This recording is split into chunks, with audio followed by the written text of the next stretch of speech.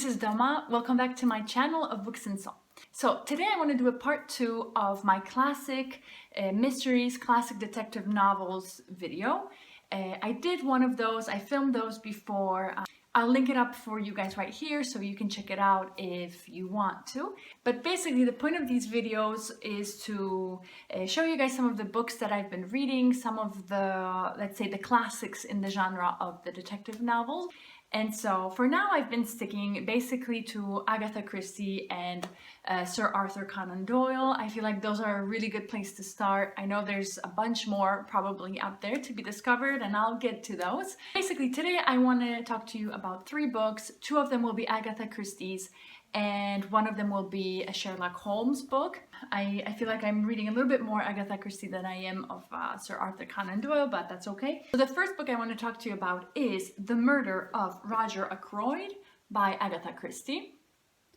This book, I have just finished it yesterday, so it's still really fresh. It's the 4th Agatha Christie book that I've read, but it is, I think, my favorite. I know I've only read 4, so it's not like I am an expert on Agatha Christie, but I can say that this one has been one of the best ones I have read. I am still undecided if it is tied or not with my last time favorite, which is And Then There Were None, which is really good as well. Maybe they are tied actually, I don't know, but they're both really, really, really good. So if you go in the order of the series, this one I think is the 4th one in the Poirot series. So we have the little Belgian detective who is basically trying to resolve the crime. There's a few series in Agatha Christie books. There's also standalones. And so for example, And Then There Were None is a standalone. There is no Poirot in this one, but putting that one aside, The Murder of Roger Ackroyd is definitely an investigation that is run by Poirot, which makes it really fun and really witty and clever, because that is what Poirot is. He is clever and witty, and he uses his, as he calls them, little grey cells very well to then solve the crime. The setting of this one is it's pretty classic. You know, you have a very wealthy mansion, a fancy mansion, and this really rich man, Mr. Roger Ackroyd, and we find out that he gets murdered. He gets stabbed, and we need to figure out why, what's the reason behind it. And of course we have a list of suspects. The suspects are very interesting characters. Agatha Christie is known for her imagination and creating these very fascinating characters who are very human in that, you know, they try to be sneaky about it, they try to hide things, they try to save themselves in all of this, and do definitely not come off as the bad guys. As with all of Christie's writings, also this one is very simple. Agatha Christie does not have some sort of fluffy language. She isn't over elaborate with some of her descriptions, and actually this is what makes her book so good. It is very clear, to the point, minimal in the amount of details she gives you, which is really good actually, because it creates this atmosphere of mystery and, you know, not knowing who did it. And with every chapter we discover something new, something that enriches the story and that gets us closer to solving the crime. This one's a really fast read. Once you're in the story, you don't want to get out of it. It's definitely a page turner, and once you get to the end, it's so rewarding. This one is so good. After I finished this book, which was yesterday, I'm still thinking about the ending, and I am just, it was really good.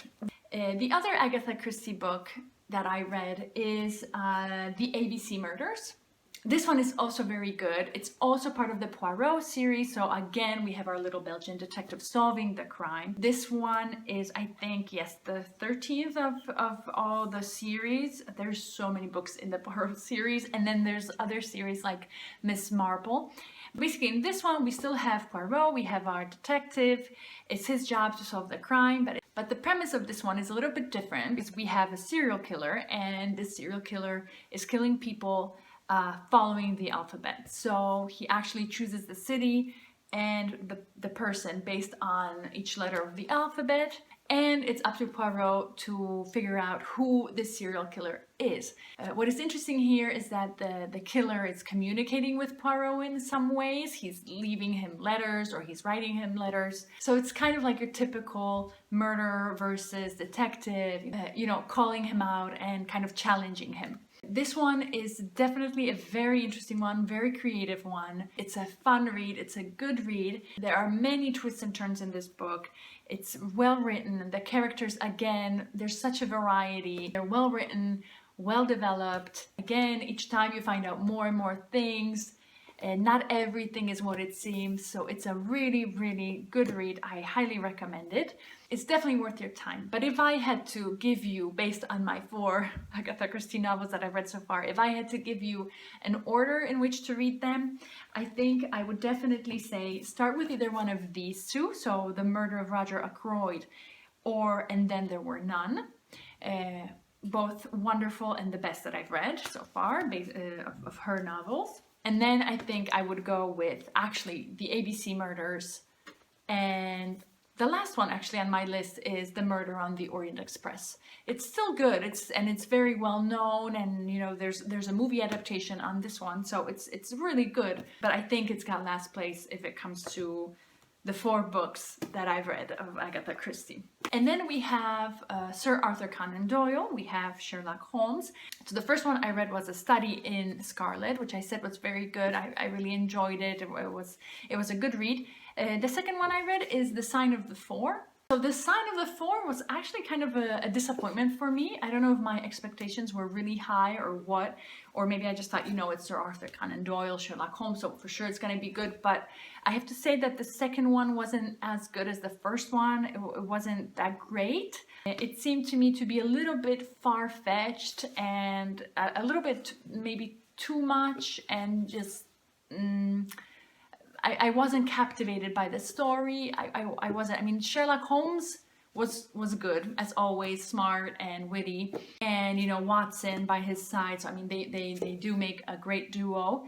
But even though Sherlock Holmes is a fun character to read, and it's, you know, it's always fun to see his deductions and him, you know, in his work in progress. This one, what I did not like, and I get it, I get that this was a different time period, so that's probably why it's in there. But there is this whole bit where Sherlock Holmes is, you know, he's waiting for some good case to come along, and he's bored.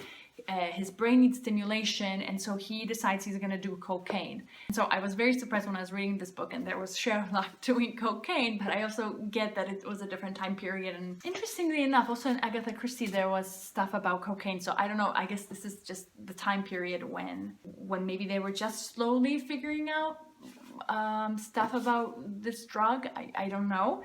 So this one was definitely a surprising element for me, let's put it this way. Like I said, the story was a little bit far-fetched. The process of Sherlock Holmes figuring out everything, that's always fun, and you know, he uses his deductions and it's all there. But like I said, let's say the context, the story was not the best that I've read.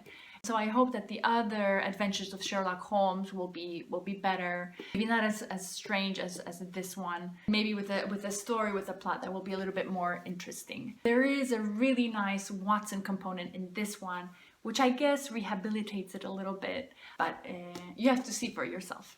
So that's it. Those are all the books that I wanted to share with you guys today. In case you're curious, I definitely want to continue with Sherlock Holmes. So I have other 2 books in this edition, The Hound of the Baskervilles and then Valley of Fear. So hopefully I'll be able to read these 2 books and then get back to you on those.